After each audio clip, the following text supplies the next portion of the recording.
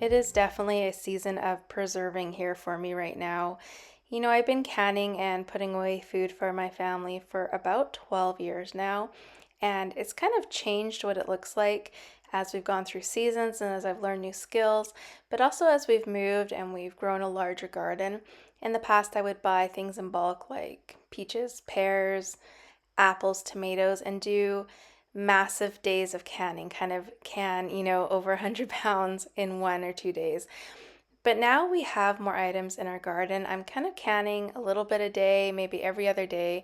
So I thought I would show you what that looks like in terms of a week, just kind of what was ready to preserve that week and how I did it. You can see me here doing green beans. Green beans has been the big winner for us this year. We have so many. Typically, I just chop, blanch, and freeze the green beans, and then we pull them out in those portions, whether that's for a side dish or for something like in soup or in curry. However, I did want to have some jars of green beans on hand for things like shepherd's pie. My family's not a big fan of them in jars, but I wanted to make sure I had a few. So I went ahead and did a batch of that.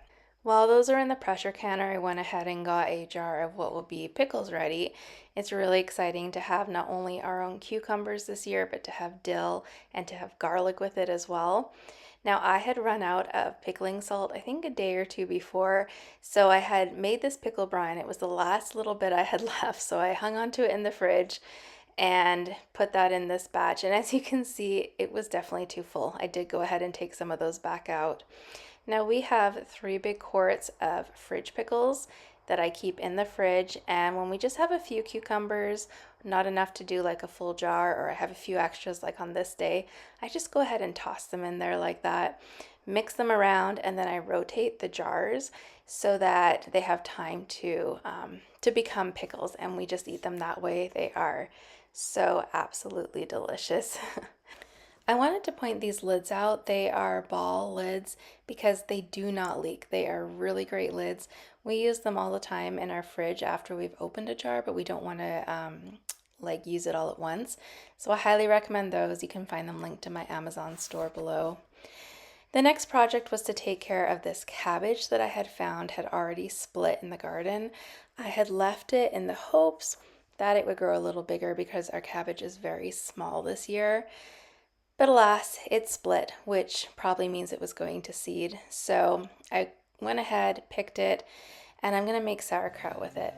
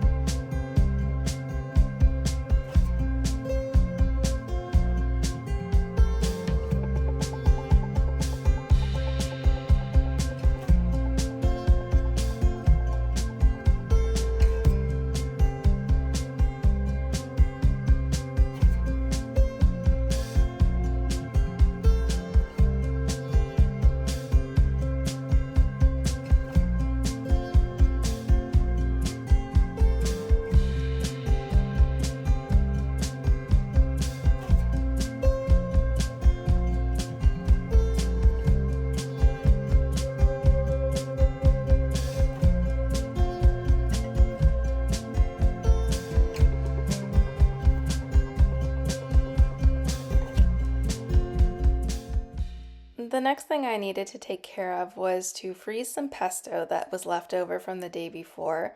We have had a bounty of basil this year and we have been making pesto like crazy. It's just so incredibly delicious. I had made some pesto pizzas with tomato and mozzarella the night before, as well as some pesto pizza buns, which I put in the freezer for a future road trip we were taking. And I just had this little bit left, and as much as I just wanted to eat it right then and there, I decided to freeze it and to save it for another meal. We can make more pizza with it, or we can use it towards a pasta or something like that. That was the end of that day and what I preserved. It seems like a lot, but then again, when you look at the jars, it's not a ton, but every little bit helps. The next day, we actually processed our meat birds.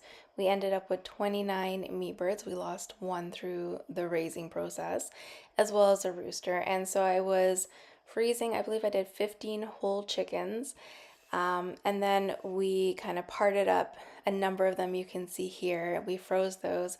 I also froze the carcasses, which I will use for broth in the wintertime. And in the meantime, I took, I believe, 4 chickens and put them in the slow cooker with some water overnight. And you can see the meat just falls apart by morning. It's so tender and juicy. Everything I've read says to cook meat like 3/4 of the way and then to can it. I did it this way last year and it worked great, so I decided just to do the same thing.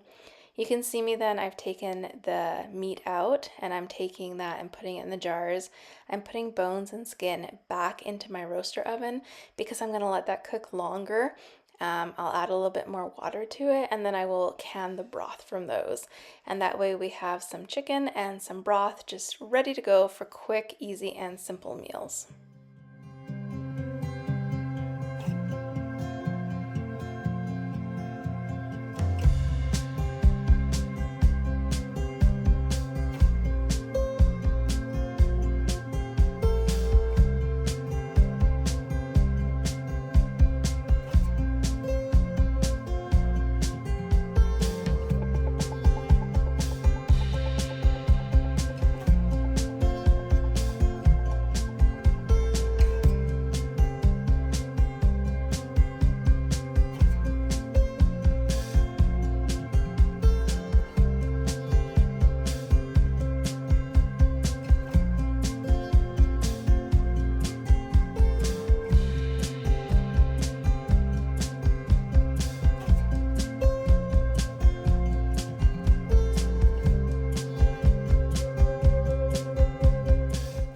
I had 2 quarts left that didn't fit in that canning batch, and I didn't want to do another one because it was late at night. So I just popped those in the fridge and we'll use them right away. Here's what it looks like though, beautiful colored broth. Then I took the next day off, and the day after, this is what the harvest from the garden was like. So I was focusing on peppers this day. Cold weather was coming, and I wanted to go ahead and pull in all the peppers that I could. Last year, I froze some as well as I canned some, and I found that I was reaching for the frozen ones all the time. We went through them fairly quickly. However, the canned ones, because they're already cooked, the texture just wasn't our favorite, and I just didn't use them as much as I thought I would. We actually still have a few of them left. So this year, what I'm doing is just chopping them and putting them in the freezer in Ziploc bags. I try to put them kind of flat and give them some space so they don't all clump together, and I will use those through the year for soups or whatever meals I need.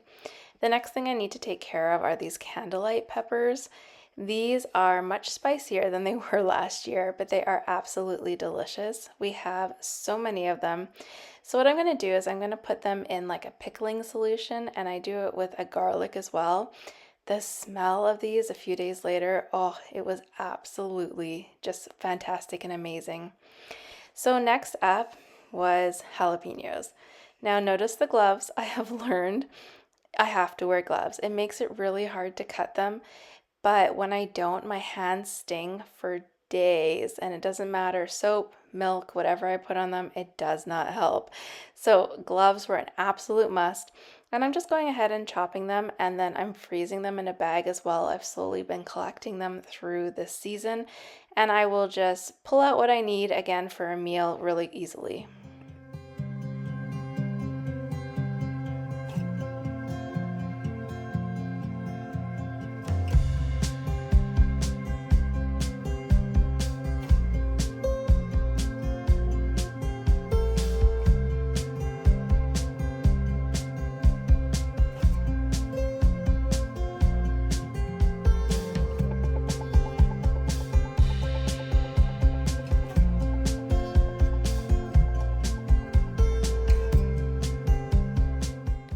And the week ended just how it started, by processing green beans. This time I'm just chopping them, blanching them, portioning them, and putting them in vacuum seal bags in my freezer so we can use them as needed. Thanks so much for coming along as I show you how I am processing the food in our garden and putting away and preparing for the winter just little bit by little bit. I hope this video has given you some inspiration and that it finds you having a great day. Take care.